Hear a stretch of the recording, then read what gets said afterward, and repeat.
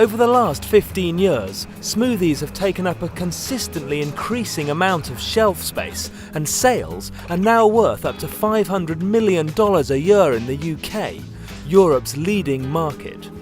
What started as a niche product in California is now at the cutting edge of the chilled juice market, riding the health and well-being wave.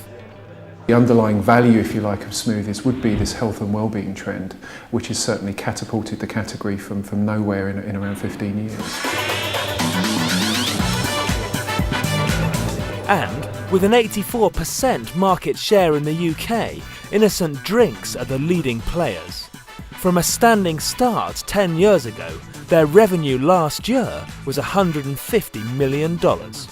I know in our first day of trading we sold 24 bottles of smoothies, 24 of these little fellas, and at the moment we're selling about 2 million a week. Now in terms of what that translates into sales, and we're talking hundreds of tons of fruit.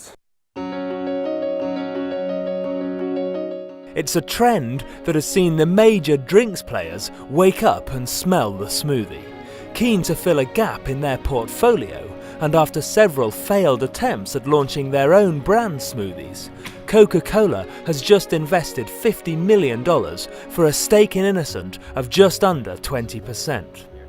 In reality, we had tried a number of small organic entries, which in all frankness had failed, and we had the opportunity to invest in Innocent, which is the premier smoothie brand in Europe. Opportunities to invest in great brands are rare, so we took it.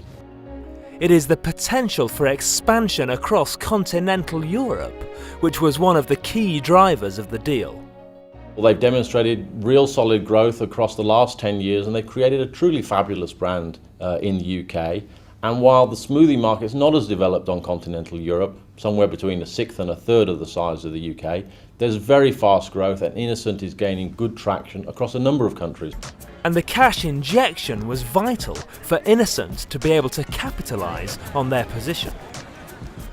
The market is home to some big domestic players, some big international players coming in and trying to establish themselves as being the leading smoothie brand. If we sit back and let them do that, then we're going to miss that opportunity. So the cash wasn't allow us to go into Europe. We're already there. We're already Europe's #1 smoothie business. The cash was coming in to allow us to make the most of the opportunity that we're there in market. The market's growing quickly, and it's our opportunity to lose. Nevertheless, smoothies have not been immune from the economic gloom, and the Coca-Cola deal took place against a backdrop of falling sales. We saw in 2008 was that the smoothie market bore the full brunt, if you like, of the recession.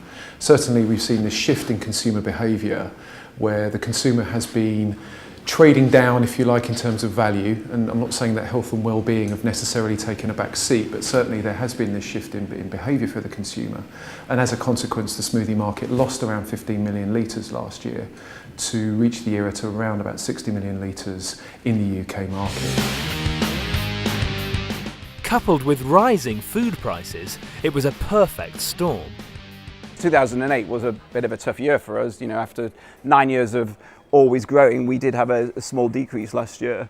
And yes, as well as revenues going down, partly through there being less people spending money in the sector, but also because of competitors, we're also faced with the other side of rising fruit prices and a declining exchange rate. So it meant we did have a real crunch. A few dissenting voices in the media who attacked the fundamental health-conscious values of smoothies, claiming they were high in sugar content, didn't help. It's a claim that holds little water with the industry.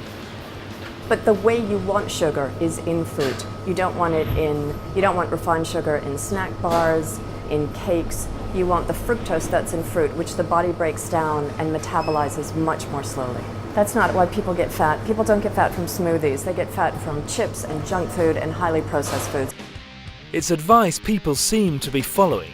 June 2009 was Innocent's best performance for 18 months. There is tremendous scope for growth. It depends on a variety of factors. Certainly the economy is one. Smoothies by their very nature command the price premium. So that in itself, in the current economic situation, would perhaps present a bit of a dampener to growth.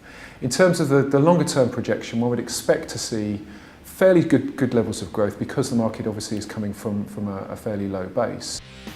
So it seems that even with the economic backdrop, The future for smoothies is a juicy prospect indeed.